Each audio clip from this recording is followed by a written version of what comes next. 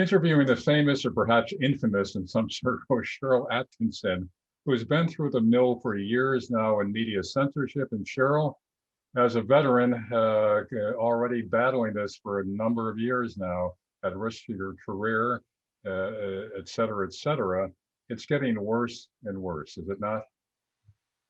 It is. I mean, in retrospect, I feel like I was sort of on the leading edge of this trend because of the type of reporting I was doing as an investigative reporter at CBS News. I felt the impact, and I was subjected to these organized campaigns maybe sooner than a lot of other people were. But Right. yes, what I started to notice a decade ago is really accelerated. Yeah, I mean, it's unbelievable. I've never seen anything like this in my 30 so years of journalism. When I started off, and certainly when you started off, objectivity was the main focus of journalism. Journalists always have their personal opinions, but they try to be objective in their presentation. Now you read articles from the Washington Post, New York Times. They read more like editorials than straight news reporting. Well, one of the most shocking things I found that I put in my book Slanted was a journalism professor that when the New York Times started using the word lie in its headlines to refer to President Trump, and this was a big shift for what used to be considered mainstream journalists, when they started using the word lie, this journalism professor wrote that he was cheering on the end of objectivity and neutrality in journalism that he thought was long overdue. And I kind of liken that to going to the doctor and having them say that exercise and diet are overrated. That's really fundamental to everything that we do. And to have people now trying to say that's not what journalism should be or what it's about is pretty shocking. Yeah, I saw that same report from the professor. And there's professors now teaching their kids in journalism class that in the interest of social justice, they should toss aside objectivity. Just outrageous. What do you make of the Time magazine article where they're admitting that they cooked the books on this, that there was censorship, but it was for a good cause. So essentially their argument is that the means justify the ends. I mean, this is another level of deterioration in journalism, is it not? It is. I mean, there was really never any doubt. And I think I've categorized that quite well with a lot of evidence as to the plan. And a very organized plan was put into place in 2016 by those who had successfully, in my view, co-opted the news industry so that we were largely on point and on narrative with what powerful interests wanted us to see and believe. But once President Trump got elected, despite the control of the narrative they had on the news, they saw that people could still get information they wanted online, information that these powerful interests don't want us to have, whether it's science or opinions or information from contrary political figures. So they set about, in my view, the past 4 years trying to figure out how to control the internet landscape, which they thought was very important to regaining the control that they had over the news. Now, there's attempts being made to correct that, but with the Democrats in power now, is there any hope really of reversing this trend? Well, there's hope of mitigating it, but let's not pretend that the Republicans did much of anything about it either. Right. This is something that's been pretty obvious to me. We've been marching in this direction for a decade or more. And I also don't know that the solution always lies in the hands of government. Sometimes government figures are the ones that are partly responsible for causing the problematic trends in the first place. I've documented how Congressman Adam Schiff, although elected by nobody to do this, has intervened on topics by writing a letter himself to Google or Amazon and told them or asked them to take down things that I suppose are contrary to his donors or whatever his interests are. And they do it. He's a Right. political figure that has the possibility to regulate them. He gets, his party gets donations from these people. So there's this symbiotic relationship. I think, the answer lies in creating alternate platforms that exist, or at least the diversity of technology where we're not so reliant on a few big figures that can be controlled, or a few big players that can be controlled and control our information landscape so totally. They figured out, I liken it to being an addict.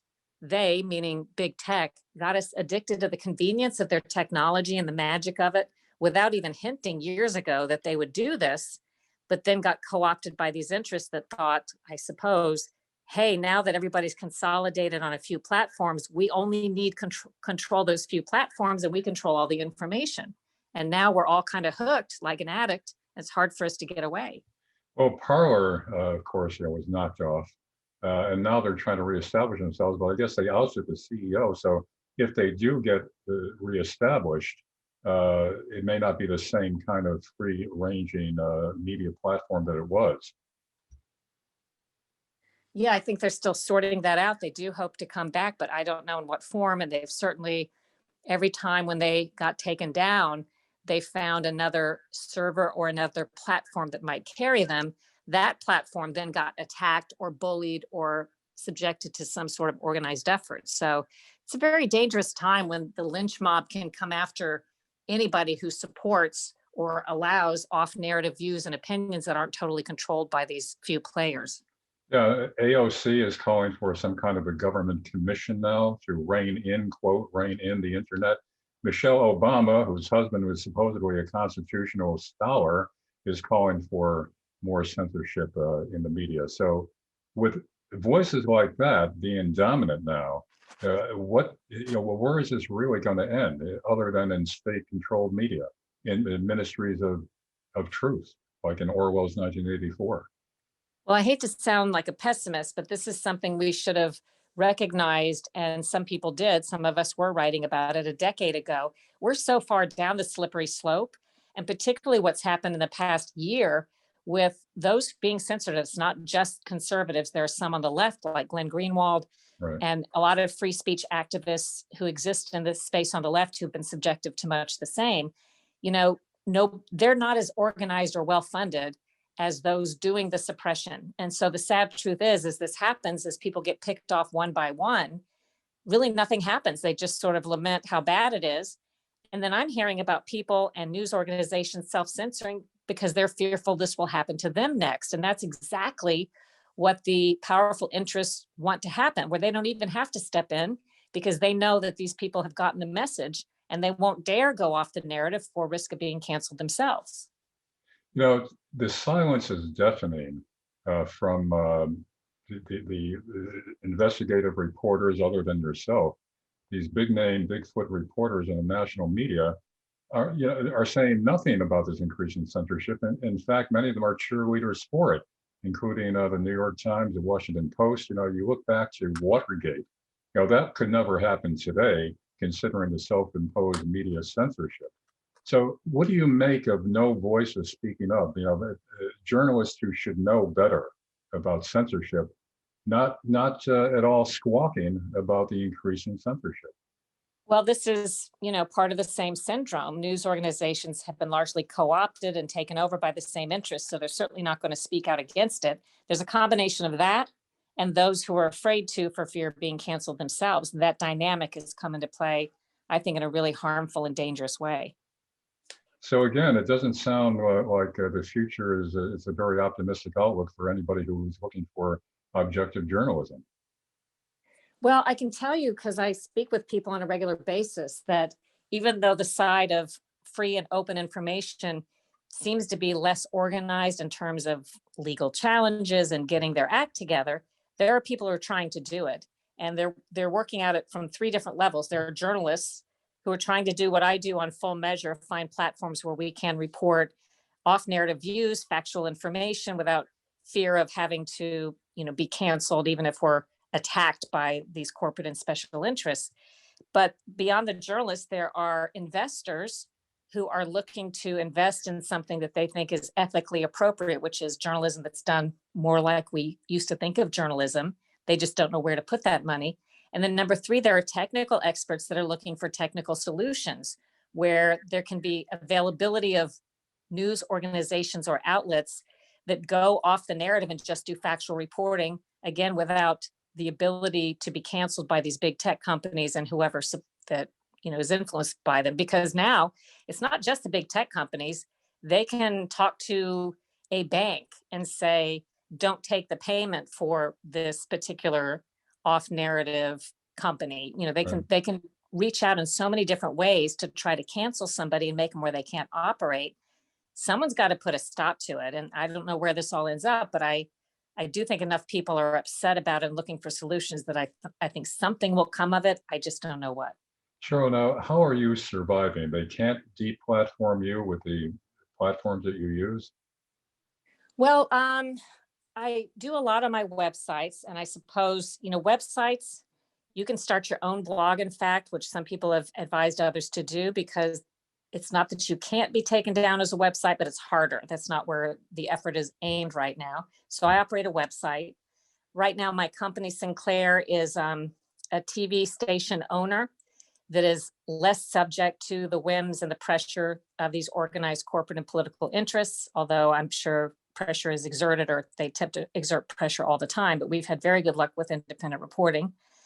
And I haven't had good luck on, I posted a video. I have a new series I have on my SharylAttkisson.com called The Censored, where I'm trying to give voice to censored topics in science and ideas, whether I agree with them or not, just because I think it's important to say this information should be available and freely accessible. And I posted a video on Vimeo, and that got pulled down. I reposted it on Rumble. Hopefully that will stay up. I have been demonetized on Google, my website, where they take away ads because I post certain factual stories that they can't defend why they do it, but these are off narrative factual stories that somebody doesn't like. And, my Twitter and Facebook pages, I have something like, I don't know, not that many, maybe 50,000 followers on my professional Facebook page, but I post these days and literally will have 0 people see my post. And on Twitter, I've lost, like everybody else, 100,000 followers plus. And nobody sees my posts comparatively to what they used to 8 years ago before I was down throttled. So, I have been impacted, but I guess I've just found enough ways to continue to have some reach that the voice is still out there, particularly probably through the TV show. Cheryl, for those who may not be completely familiar with your own trials and tribulations that started, I guess, at CBS News, can you give us a review of that, how this started, how they started attacking you? Well, it started when I was assigned to cover vaccine related safety stories, which weren't considered controversial except by the vaccine industry, of course, at the time. And all reporters at all networks, there were, many people covering the same thing. But once we, meaning this industry of broadcasting, partnered with the pharmaceutical industry to legalize direct to consumer ads, those advertisements for prescription drugs you see on TV, those used to Right. be illegal in this country. They're illegal in almost every country, but they're $1 billion, multi-billion-dollar moneymaker Right. now for all of us. And once that happened, there was this big clampdown on the very stories that I was being encouraged to do. And suddenly, there were meetings with vaccine industry officials behind my back with, executives from CBS Corporation and the news division. And I assume this was happening everywhere because pretty much everybody stopped covering those very important issues and then began controversializing anyone who did. That was the advent of the smear campaigns against reporters and outlets. This wasn't usually very common prior to that, where they will call you, anti-vaccine or conspiracy theorist and so on for simply covering a factual study or scientific viewpoint about something. And then I noticed that those same tactics that were quite effective used by the pharmaceutical industry were expanded and used by other corporations and political interests increasingly as the years went on, until now it's so commonplace. That's just standard operating procedure for powerful interests that have the money, and the law firms and LLCs and PR firms and social media accounts to, control the information landscape and controversialize those who do independent reporting or off the narrative. Some who are alarmed over all this claim that we're headed towards socialism or communism. I see it more as fascism, which is the merger of corporate and state interests. How do you see it?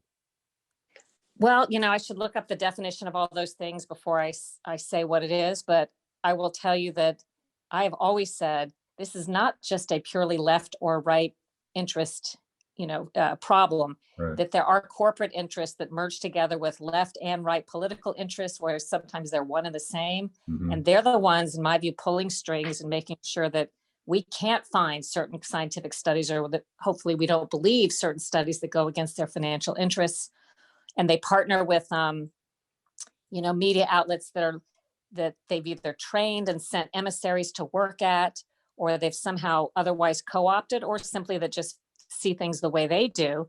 And so they can create this impression, a false impression, that there's a prevailing opinion or consensus on a topic when there's not, or the consensus may actually be the opposite. But if you go on social media or watch the news, you're to think, wow, I'm the only one that feels this way or that knows about this information, because look, everybody else is saying Y when I seem to believe X.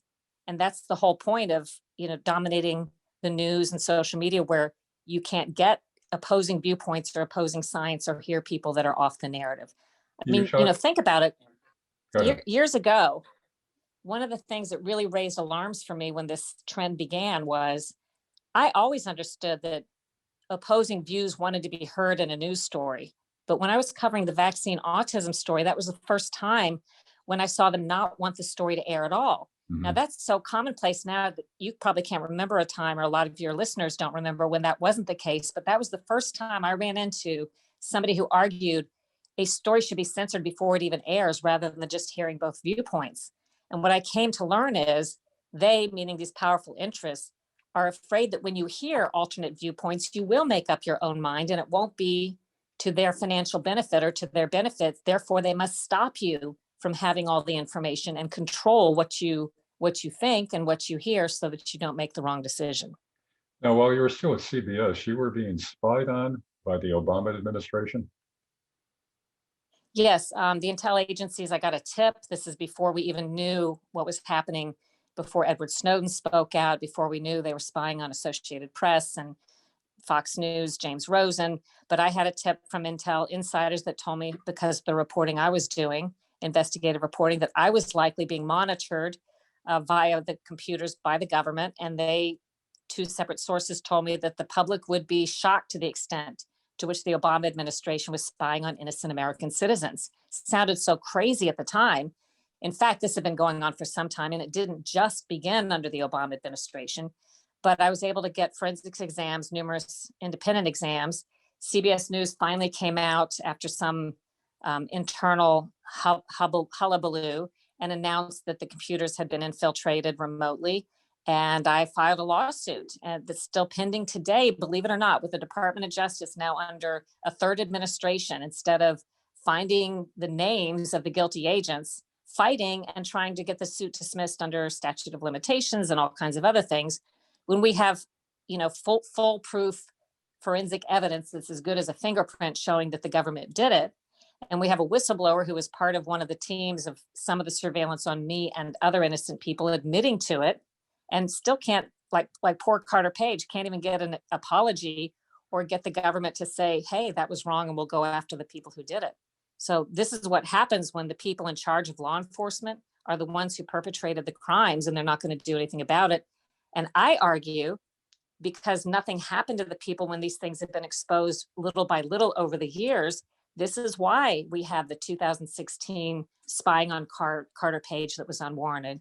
And if you remember, in the wake of the Trump administration, former official Carter Page, or the campaign official Carter Page, in the wake of that spying being uncovered and found to be improper by the FBI, there was a review conducted of other FBI wiretaps, a sampling of maybe a dozen or so, and every single one of them had lapses, had things that were unauthorized or inappropriate in the FBI approval or application, and you never heard anything. That should have opened up a 10-year examination for possible improper wiretaps, an apology to the people who were wiretapped improperly, a promise to destroy the information that was collected. But nothing like that happened. They're just going on business as usual, as if none of that was ever exposed. Another chilling development is what's happened. You mentioned Snowden. What's happened with him and Julian Assange? Now, the precedent that they're apparently trying to build here is that a reporter should be prosecuted for merely carrying leaked information, even if the reporter himself did not steal that information. By that standard, we never would have had the release of the publication of the Pentagon Papers. So, where are we going with this? Well, this is pretty scary too. I think that the notion that I think that was a very successful propaganda campaign, both in the case of Snowden and Assange, that convinced the media, instead of focusing on what they exposed, which is very important, and not questioned from a factual standpoint. Our attention by the propagandists was focused on, oh, look at the controversy and where are they? And, where I remember watching with the Snowden case, the White House briefings went in overnight almost from the press asking about the substance of what he exposed to somebody turning the corner, throwing the shiny ball. And all we ever did at the hearings at the White House briefings was to go, well, now what time does the plane leave that he might be on to go to Cuba? Yeah, When would a plane land if he's going to Russia? It was sort of, I call it, where's Waldo yeah. for Snowden? And then we almost forgot about or were distracted from the substance of what he reported. And to this day, if we had taken any of that seriously, I think we could have avoided the continuing abuses that we've continued to see by our intel community. Assange is now withering away in prison. So it's, Yeah. again, for all reporters, we're any objective reporter that wants to convey the truth rather than purveying misinformation is at risk now for even going with something that was obtained from whatever source. And that never used to be the standard before. So again, the press also is being throttled, those who are still on board with objective journalism. So well, we haven't done a good job standing up for ourselves. I remember some years ago, the attorneys at CBS told me, hey, be aware that there have been some new decisions in court that if you are pressed to give the name of a confidential source, you have to give it. And I'm like, but what if, I can't, or I've promised anonymity, or it would harm the person, or, imperil their position. They said, well, you just have to, or you'll go to jail. I mean, that's a huge game changer for my industry. The notion that you can be forced to give up a source on a story by court, by someone who sues you, who doesn't like what you reported. And again, as an industry, we haven't done a good job at standing up against these sorts of methods being used against us to try to make sure we don't get the kind of information that the powerful interests, don't want us to have. I mean, mainstream media now, by and large, overwhelmingly have become cheerleaders and propagandists rather than any kind of objective reporters. Yes, I would agree with that, that's where we are today, sadly. So again, Cheryl, before we wrap this up, to me, from our discussion today and what we've both been through, it doesn't seem very likely that this is going to be reversed or even arrested anytime soon. And to me, it's going to get worse and worse. Well, okay, there are a couple of, if you're looking for a pinpoint of hope, which I think there are some, I'll point to two things. Number one, despite the control of the internet and media landscape, President Trump got, whether you like him or not, I'm pointing to this, what this implicates. He got 10 to 12 million more votes than he did last time, despite the fact that virtually everybody was saying, nobody likes him and nobody should vote for him. So that shows you that tens of millions of people are off the narrative, that they understand what we're talking about, and they're not subjected to the prevailing narrative that's everywhere. And number two, I think historically back to, times when things were oppressed and suppressed, and people found ways to communicate, and people found ways to survive and ways around it. And they've almost done us a favor by being so blatant and in your face with the censorship rather than doing it slowly and carefully, because it's outraged so many people and made it so obvious. I think that there's pushback. There are people who see how dangerous it is and will find a way, as we have throughout history, to make sure that, certain voices are heard and that people are not suppressed and oppressed. I think, truth finds a way to be found. Maybe it's not always easy, but it will find a way. Maybe kind of a modern day version of the committees of correspondence that stirred things up before the revolution. Well, I remembered studying Gulliver's Travels in my British literature class in high school. And I believe what I learned was we didn't even know that Jonathan Swift necessarily wrote Gulliver's Travels, because this was a political commentary. It was a way that the political commentators of the time, who weren't allowed to speak about the king, could write books in sort of a veiled reference that got widely distributed. And it was signed under a pen name. Yeah. Historians believe, based on the style in retrospect, it was written by Jonathan Swift with no proof. But my point here is, communicators have found ways to communicate around the, if you want to call them fascist or authoritative governments that try to keep them from speaking. And there are all kinds of creative ways I think people hopefully find ways to communicate. Cheryl, if mail-in balloting remains intact and everything that went on in this election in terms of voting remain intact and has not changed, what's going to happen in future elections? Is there really going to be a backlash and a turnover in 2022, as some are predicting?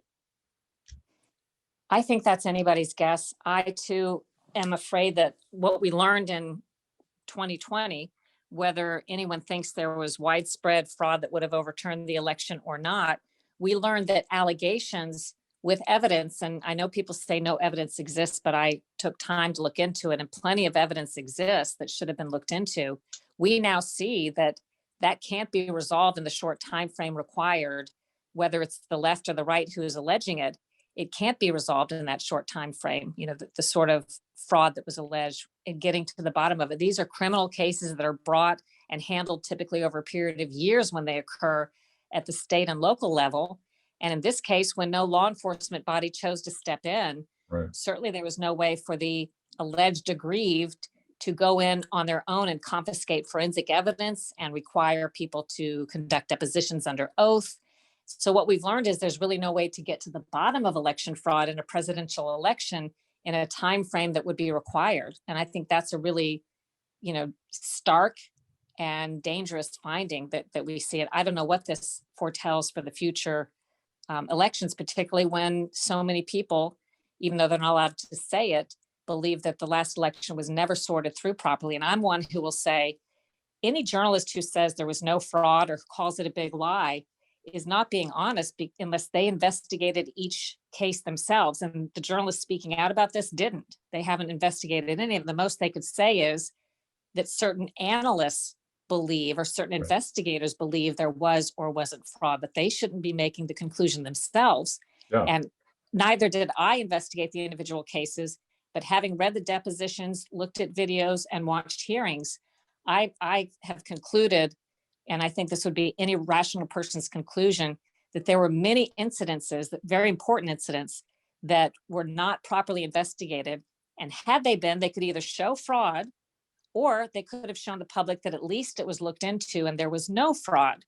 Absent this kind of assurance that I think we deserve and we are owed, this whole thing is left up in the air. Yeah, exactly. The media, mainstream media, immediately said no fraud. There was no qualification that according to some, whatever, they just simply concluded without examining the evidence, as you said, that there was no fraud. Right. So Right. also, there's a misunderstanding. According to the official line, the evidence was considered by the courts and rejected. The courts never heard any of the evidence, did they? I mean, because they were shut down, lack of standing, whatever. But the Well, evidence you've seen, that's large. Sorry. go ahead. That's largely correct. There were occasions where, a list of names of people that saw irregularities would be presented to the court or something like that. But no, not in any sort of fashion like you would have in a court of law or trial was any of the evidence considered, certainly not by a jury. And in most cases, like you say, if not all, what I heard the court say were things like, you should have turned this in a week ago, you missed a deadline. Right. Only to have the Trump lawyers say this list was not obtainable a week ago. We're on this collapsed timeline to begin with, and we got it as fast as we could. And then only to have the judge say it's too late. There was issues of standing, meaning whether somebody is entitled to bring a case, all kinds of technical things. So it is false to say, as you pointed out, it is false to say that all the evidence was considered by X number of courts and was deemed to be not credible. Right. Well, Cheryl, we're out of time, but thank you very much for being with us. And let's leave on an optimistic, a hopeful note that things will improve, but I'm not very optimistic about that. I think you're more optimistic than I am at this point. So we'll see what happens. I hope everybody listening to you use some of the discouragement they feel and turns it into motivation. And whatever course this takes, don't be silent about it. Don't give up, but speak out about free information. I'm a big believer in everything should be accessible except that which is illegal. That's what this country is about. And don't give up, and don't think you're the only one thinking like that who's out there. Good advice. Sharyl Attkisson, thank you very much for joining us today. Thank you.